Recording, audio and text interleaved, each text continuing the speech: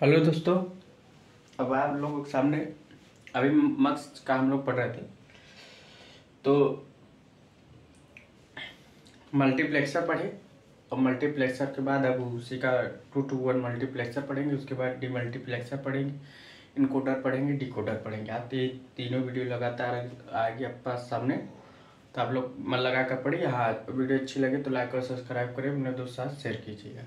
आइए हम लोग चलते हैं 2 to 1 मल्टीप्लेक्सर।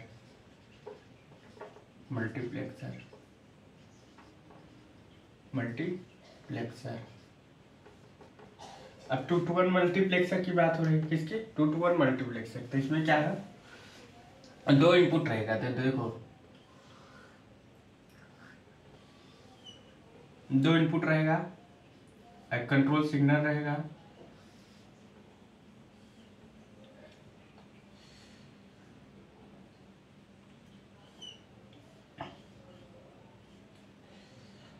यहां से, ठीक।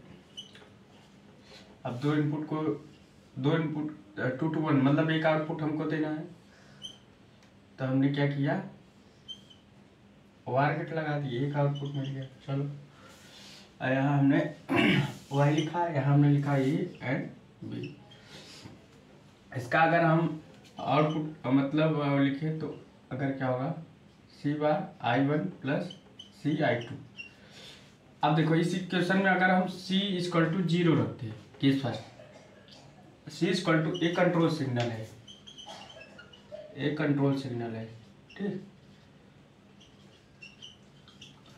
अगर हम इसमें C=0 रख दे तो क्या होगा, 0=1। अरे तो 0 हो जाएगा, तो Y= आउटपुट में क्या मिला, I1 मिल गया, ठीक। अगर हम C=1 रख दे तो 0 हो जाएगा, ये आ जाएगा। तो और Y के वैल्यू क्या मिला, I2 मिला। तो 2 to 1 में ऐसा अगर कहीं फिगर आएगा तो 2 to 1 मल्टीप्लेक्सर का फिगर है। किसका? 2 to 1 मल्टीप्लेक्सर का फिगर है। ये चीज याद रखिएगा, 2 to 1 मल्टीप्लेक्सर का फिगर है। मतलब दो इनपुट एक आउटपुट।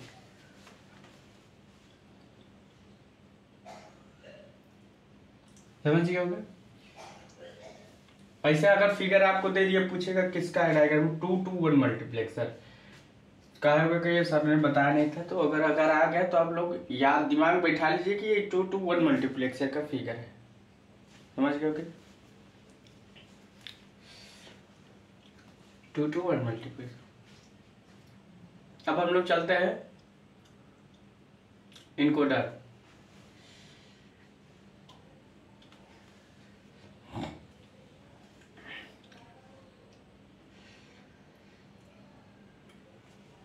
I1 यहाँ I1 I2 रख दो, ये भी जगह हम I1 I2 रखते। अगर I1 I2 है तो चाहे ये भी रखो, चाहे ये भी है ना, तो हम A एंड B करते हैं। तो यहाँ हम लिखते हैं, इसको भी कर सकते हो, A एंड B। तो हमारा अच्छा C रख दिए, तो यहाँ मिला A, यहाँ मिला B, यहाँ मिला B। मतलब सेम वही चीज है, बस I1 वहाँ I1 I2 रख दिए थे, I B रख दिए, तो वही ये भी यहाँ रख दिए। हमको ये भी रखना चाहिए था, हमने I1 I2। अब हम लोग चलते हैं डीमल्टीप्लेक्सर। किसकी बात करते हैं? डीमल्टीप्लेक्सर की बात करते हैं। तो डीमल्टीप्लेक्सर क्या है? डीमल्टीप्लेक्सर की बात करें, देखो इसमें कुछ है नहीं बहुत बड़ा चीज। मल्टीप्लेक्सर का अपोजिट है बस। क्या है? मल्टीप्लेक्सर का अपोजिट है।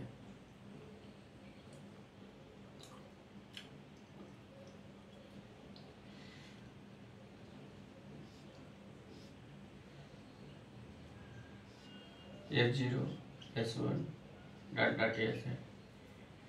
क्या होगा, मल्टीप्लेक्सर में एक इनपुट और मेनी आउटपुट, मतलब कई आउटपुट रहेंगे डॉट डॉट करके। यहाँ I0 I1 I1 I2 dot dot IN, और कहाँ तक, 2n-1 तक। तो अब 1 × 2n। तो multiplexer series to parallel converter है, multiplexer series to parallel converter है। ए आउटपुट हो गया, mini output, A control signal हो गया।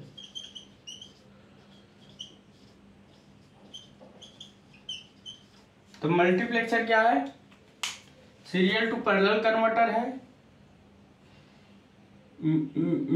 सिंगल इनपुट सिंगल आउटपुट, और इससे 2 पावर n फंक्शन डिजाइन किया जा सकता है, 2 पावर n फंक्शन डिजाइन किया जा सकता है। उससे एक फंक्शन मल्टीप्लेक्सर से एक फंक्शन, इससे 2 पावर n फंक्शन डिजाइन किया जा सकता है। तो लिख सकते हैं मल्टीप्लेक्सर हमारा क्या है? Serial to parallel converter, serial to parallel converter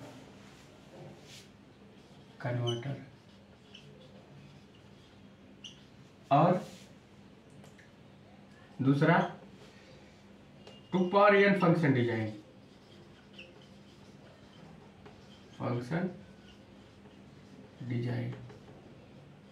2 power n function design करता है। तो multiplexer serial to parallel converter है और 2 पावर n फंक्शन डिजाइन करता है। ये चीज याद रखिएगा आप लोग।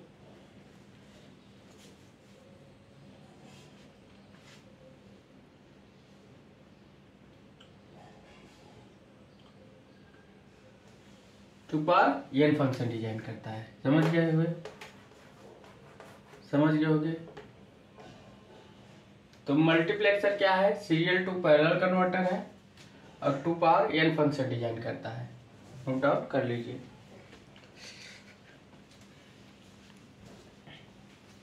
बस इसमें एक चीज है, और सिंगल इनपुट मिनी आउटपुट, या लिख सकते हो सिंगल इनपुट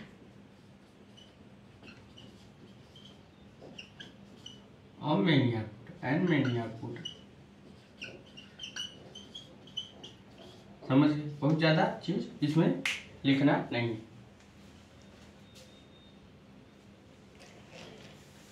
तुम्हारा मल्टीप्लेक्सर क्या है? 2 पावर n फंक्शन डिजाइन करता है, single input and mini output, serial to parallel converter है। बस इतना जान लीजिए डीमल्टीप्लेक्सर के बारे में।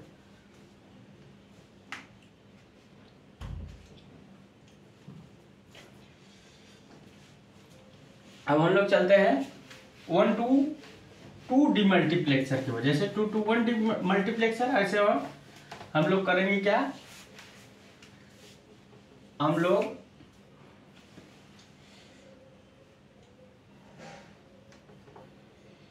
1 to 2 डीमल्टीप्लेक्सर,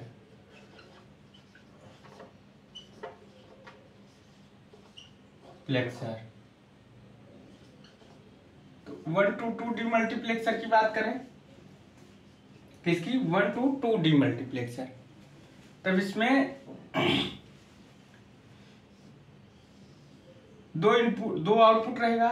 इसका मतलब होता है 2 आउटपुट 1 इनपुट। तो 1 इनपुट हमको देना है,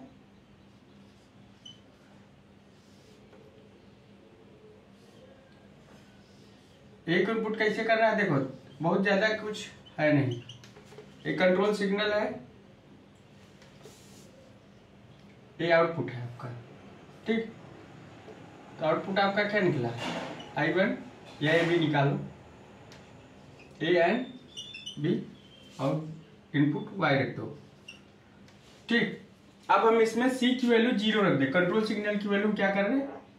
0 रख दे। तो C की वैल्यू अगर हम 0 रख दिया तो यहाँ से 0 गया तो 1 कर दिया, 1 कर दिया, ठीक।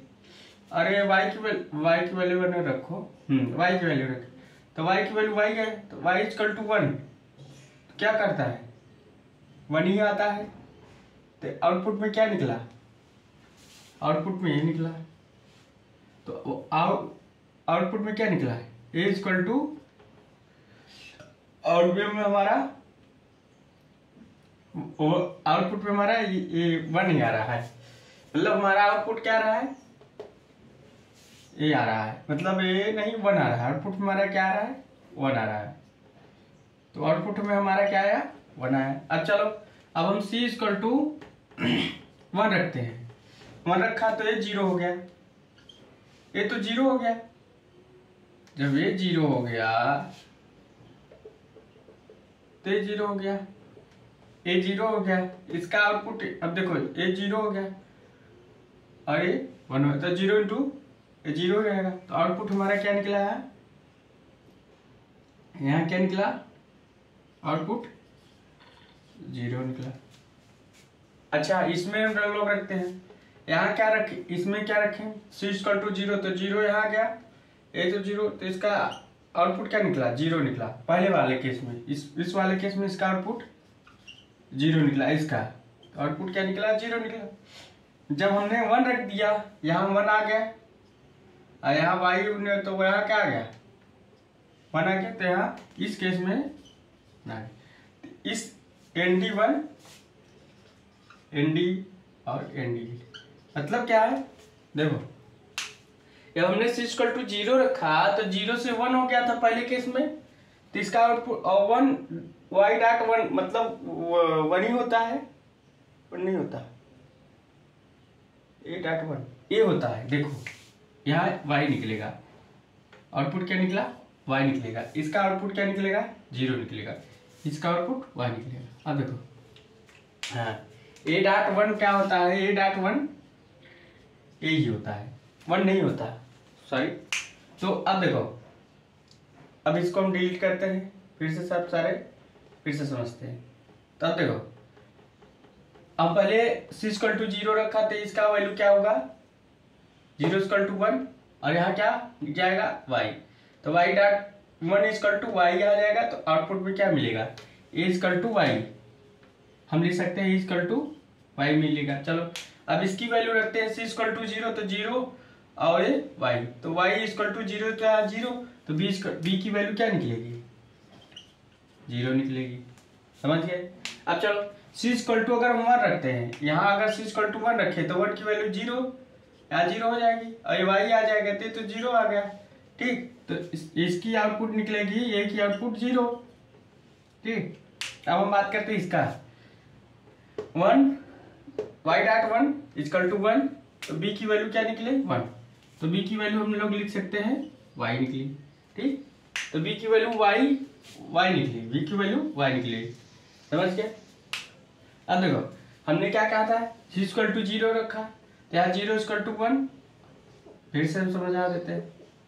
देखो c equal to 0, 0 equal to 1 और y डॉट, यहाँ देखिए पहला केस, तो यहाँ क्या आएगा, y ही आएगा ना, तो हमारा क्या आया था, y equal to y, output में y निकला।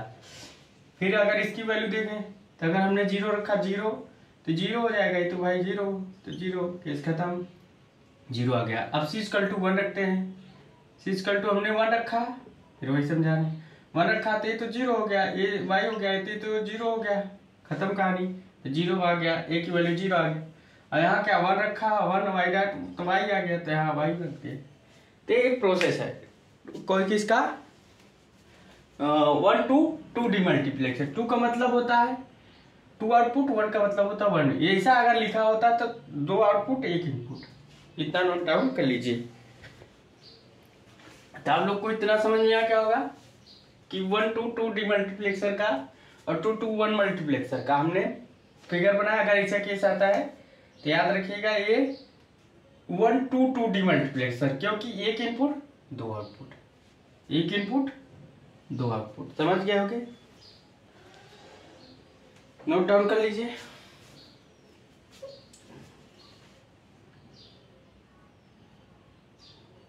समझ गए होगे। अब आगे चलते हैं, आगे चल के हम लोग क्या करते हैं, हाँ तो वीडियो अच्छे लगेगा तो लाइक और सब्सक्राइब करें, मेरे दोस्तों से शेयर कीजिएगा। अब इसके बाद हम लोग जो वीडियो आएगी वो लोग हम लोग इनकोडर डिकोडर का पढ़ेंगे, आप लोग मन लगा पढ़े, सो थैंक्स।